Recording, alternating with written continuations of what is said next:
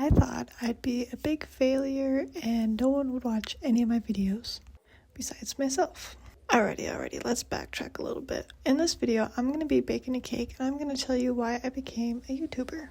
Now, if you haven't already checked out my profile on YouTube, I do state already a little bit of background, and that is I've been wanting to do YouTube since I was 13 years old. I wanted to do YouTube so much that I literally bought a camera with my parents, mentioned it to my parents, and then I just never did because I had a huge insecurity problem. Because back then I wanted to do like lifestyle videos, like day-to-day life, that kind of thing. But now that I'm 21, almost 22, my hobbies have definitely changed and I'm really into cooking. That's why I'm choosing to do a cooking channel. But when I was 13, I got picked on a lot. It felt like when I was 13, no matter what I did, it was not good enough. Got picked on for what I was wearing, how I looked. Also, different things ran through my mind. Like, I was worried about what people were going to say in school if I made a YouTube channel. I was worried about what my family was going to think, my friends. Literally just worried about everyone else's opinion but my own. So it really stumped me and I just couldn't get over it, and I ended up just never using my camera and never setting up a YouTube channel for myself.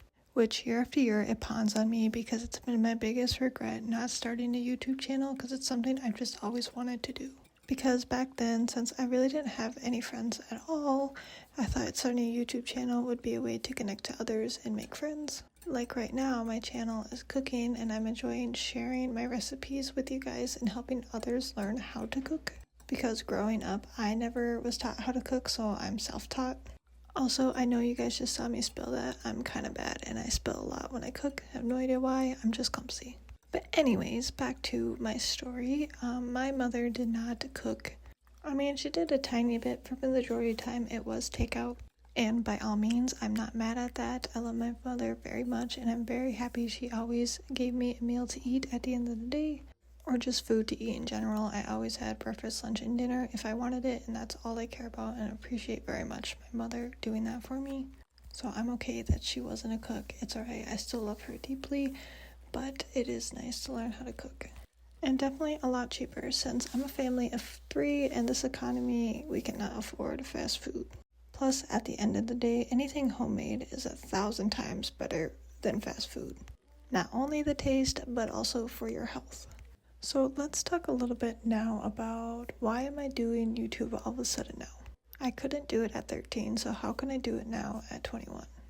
Well, simply, I have a great mindset now. I'm extremely happy with just myself, my life, and everything I have going for me right now. When I was 13, I was very unhappy and just dealing with a lot.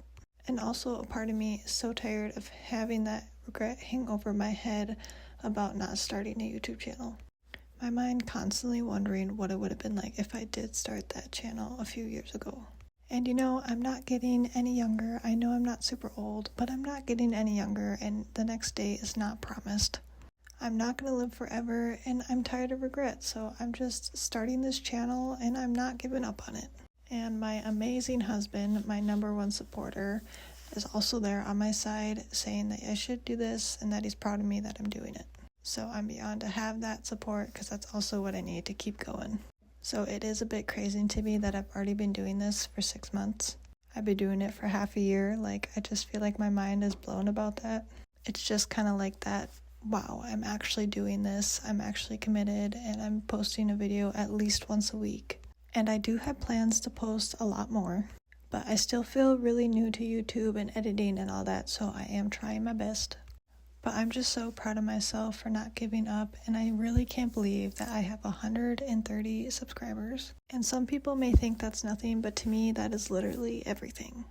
Because I didn't even think I would get 2 subscribers. And the reason I'm not saying the number 1 is because obviously my husband subscribed to my YouTube channel. He was my first subscriber. Shout out to him. But just the fact that people actually watch my videos, they like my videos, and I've had a few people comment, not a lot, but just anything brings a big smile on my face. I'm so appreciative and I'm so thankful. Like, my 13-year-old self is literally kicking her feet up and down, giggling. Because I don't know, a part of me just feels like I made it. Even though I have a long road ahead of me to actually become an official YouTuber, through YouTube, I am still grateful and enjoying every moment of the process and the journey. And once again, I cannot thank you guys enough for following, liking, and commenting. It just makes my day. Most of my videos get a couple of views, but I have like 2 videos that gotten over 1,000 views, I believe, at this point. And that just blows my mind. Like, I still can't get over it. I look at it every single day because I'm just like, I can't believe it. That is so many people that have watched my one video. And honestly, I really enjoy learning how to edit videos. I think it's been a lot of fun. Plus, I love trying out new recipes because obviously each video is going to be different. I'll never repeat anything, and I try to make each video like an interesting recipe. I try to not make it too boring. Try to think a little bit outside the box. Like the next few videos after this one is uploaded, I'm so excited for because it'll be something even I haven't made yet in my lifetime, so that is super exciting and I can't wait to share with you guys. Now, I'm not gonna spoil and say what it is. It's not food, it is a dessert, and I just cannot wait to share. Also, something I did want to talk about and put out there is that I hope this video helps someone else out there that is wanting to start a YouTube channel. Help encourage them if they're worried about fear or worried about failure. Literally, all I can tell you, any negative thought that you have, just ignore it and just do it. And I know everyone's going to say that, but it is so true. You honestly just have to tune everyone out, as hard as it is. And trust me, I know how hard that is. I'm someone who has a really hard time just ignoring things and letting things go. But sometimes you just gotta do it. Because mentally, it will bring you so much peace. And at the end of the day, everyone needs to understand there's always going to be a hater out there. There's always going to be at least one person trying to put you down, trying to make you feel insecure or bad about yourself. Because unfortunately, we just live in a society that no one can all get along. But sometimes you just gotta be the bigger person and understand that not everyone is gonna get along and it's not meant to be that way. Everyone is different, everyone has their own likes and dislikes, and it's okay to disagree.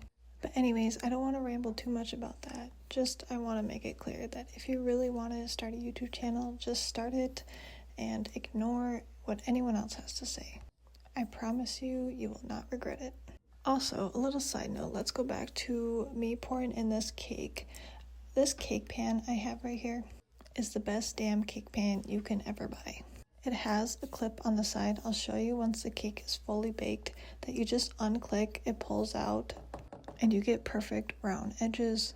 Honestly, it's such a game changer. And I bought this at Walmart, this cake pan. It came with a set of 3, so there's a smaller one and then one that's a little bit bigger, and it was only $13. I feel like that's an extremely good deal for 3 cake pans.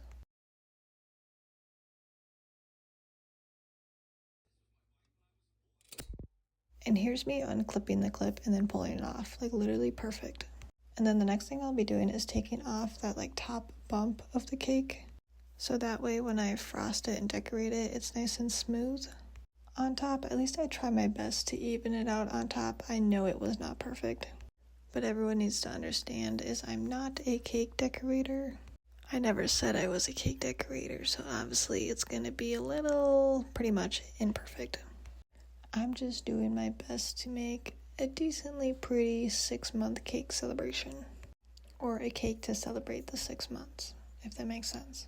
But yes, these next couple of seconds you'll just see me struggling trying to make it as evenly as possible. It just felt like every time I take off a little piece, it just wouldn't make it better. Like there was always something else. So at the end I just had to just get over it and improvise and call it good enough.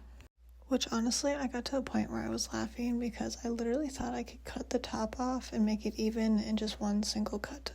So, you know, a lot of wishful thinking because it did not go that way. So as you see, this is what I settled with. I did scoop some frosting off and put it on top, but then I went to realize that it was just way too hard. So I did have to pop it in the microwave for 20 seconds. And that's how I got the frosting to actually coat the cake smoothly instead of like this. Because honestly, if I didn't get the frosting to be a little bit runny, it would have just took all like the cake crumbles and folded upwards. And then now I'm just trying my best to coat the whole cake as evenly as possible with this white frosting before I decorate it with little hearts. and then try my best to spell out 6 months. Because honestly, I thought I could spell out 6 months and it would look super pretty, but it did not look very pretty. But you know what? I did try my best. And honestly, after I was almost done icing this cake, I wish I would have left my camera recording because my toddler came up and stuck his fingers in the cake and took off some frosting. I tried my best to cover up. I don't know if you're going to notice it or not, but I did try my best to cover it up. I literally couldn't believe he did that. I mean, I'm surprised, but I'm not surprised. Because obviously I know he's a bit mischievous and he's always getting into something. But I really did think I could throw away a piece of trash real quick without him destroying the cake. Okay, I guess he didn't destroy it, but without touching the cake, but I was sadly mistaken. But you know what? I can't complain because it could have been worse. He literally could have ripped the cake in half or something like that. So I guess that he only poked a few fingers, and I guess it's okay. Because honestly, I would have been so sad if he ripped the cake in half. But anyways, I'm almost done frosting it, and then I'll get to writing and decorating the cake. Also, I've used Betty Crocker cake mixes before. I've never had a problem with it, but this is my first time using the French vanilla cake mix. And let me tell you, this cake smelled so delicious. I mean, the batter, you just wanted to eat the batter. It smelled so good. I mean, obviously the cake tasted absolutely delicious too. But I don't know, I just couldn't get over how good it smelled the whole time. And the taste was perfection. Honestly, kind of thinking the French vanilla cake is my new favorite cake right now. So it's definitely dangerous to have in the kitchen because, I could have ate the whole cake if I let myself. And that is not what I need right now since I am trying to lose some weight. And yes, you can lose weight and still have some cake here and there. Some people will say you can't, but you know what? Not every day is guaranteed, so if you want some cake, have some cake. I believe that, like I said, a treat here and there isn't going to hurt anything.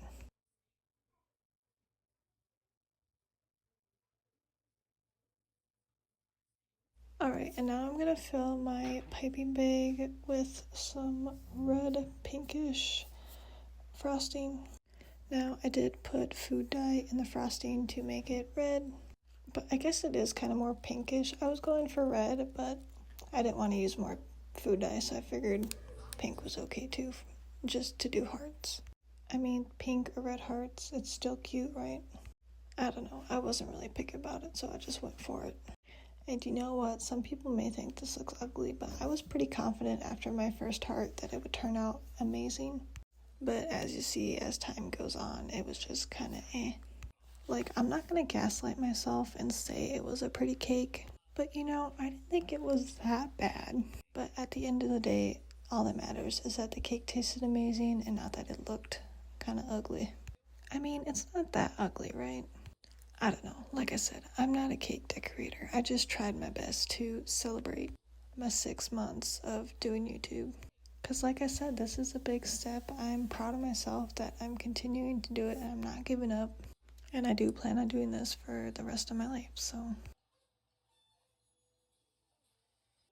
Alrighty, this is when the cake starts to get very interesting, because this is when I go to start writing 6 months. And clearly I needed a different frosting tip, because this skinny one was just not doing it for me.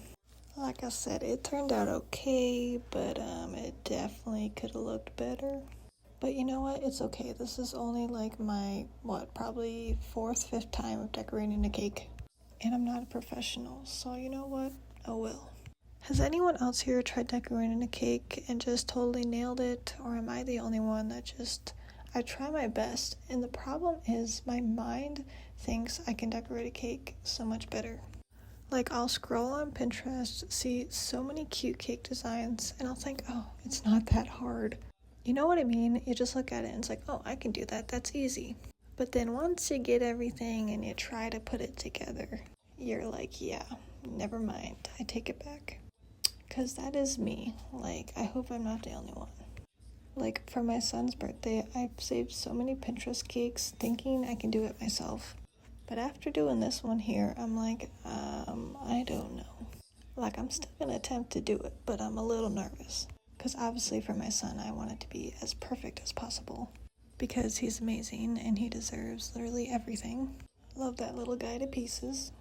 But I still have quite a few months to go, so hopefully by then I'm just a rock star at decorating cakes. I mean, after all, I have quite a bit of time to practice, so I'm sure it will be fine. But yeah, as you see here, I just started putting hearts basically as a circle around the 6 months, because it just got to a point where I'm like, I don't know, I think it looks better that way. I honestly didn't plan out how many hearts I was going to do, where I was going to put it. I just figured I would just go with the flow and do whatever feels right. So this last one will be the last heart, and then I'll cut in and show you guys the inside of the cake, the perfection. Because like I keep saying, you know what? The outside didn't look the prettiest. I'm not the best decorator, but the inside was absolutely perfect. You cannot tell me I did not bake this cake perfectly, because I did. And here's me with some lighting on it so you can see it a little bit better. Like I said, it's not horrible, but it definitely could be better. All right, let's cut into this cake. Show you my amazing baking skills, because this really did turn out amazing. Like, it was light, it was fluffy, it was moist. I just really did enjoy this French vanilla cake.